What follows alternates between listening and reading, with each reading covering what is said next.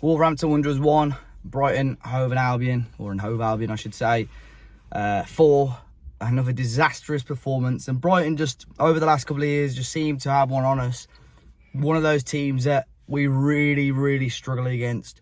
And look, it's still very early days. It's only the second game of the season, first game at Molineux. Of course, we're going to be frustrated with that performance, but there's 36 other game weeks to go, so plenty of time for Wolves to get things right. But today, Wolves were absolutely atrocious, and it's weird because we were very poor, but if we take out 10 minutes of pure stupidity, Wolves genuinely could have been in that game for a hell of a lot longer. First half, I think Brighton were by far the better team. We had opportunities ourselves. Fabio Silva actually had the ball in the back of the net pretty early on, but he was offside. And we had decent spells of possession. But Matoma, who gave Nelson Semedo the run around last season, has done the exact same this season and scores a solo goal, drifting in from the left-hand side. It was far too easy. He evaded 3 or 4 challenges and sticks the ball past Jose Sarr and into the back of the net. So we get into the, towards half-time. I think Fabio Silva again had another great chance. I think he just beat the offside trap, and in the end, his effort he saved by Steele. He should really be putting that in the back of the net. And we're going to half-time 1-0 down. There was still encouragement at that point for me. I looked at the stats. Wolves are having a number of good opportunities. Again, we were creating good opportunities. But then from the 45th minute to the 55th minute, Wolves just completely lost their head.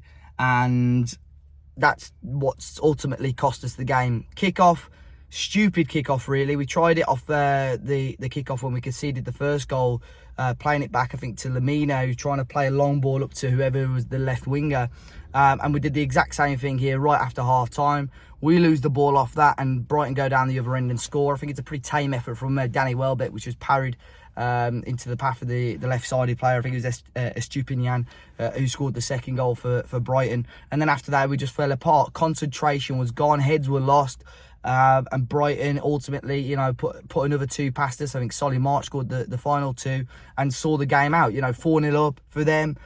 With 35 minutes to go, with a team with a goal-scoring record of Wolves, they're never going to throw anything away.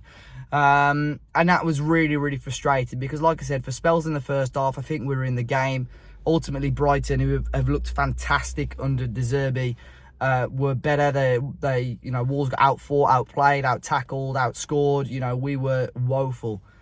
And it is really frustrating to go and watch after we played so well against Manchester United, to playing like that today against Brighton, who of course are still a good team, but we just rolled over and had our bellies tickled because we were awful. And I stick up for this team all the time about how we're better than what we reflect.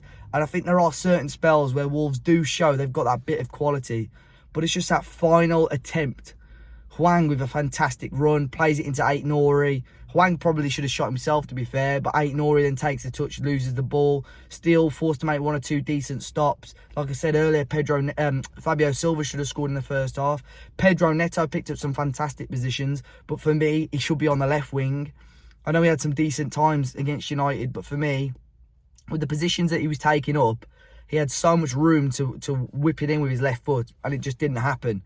I have even if you sort of swap him, intermittently throughout the game, we did get the goal in the end. It was Hwang who had just come off the bench and headed it back across goal into the back of the net. In the end, it turned out to be a consolation goal.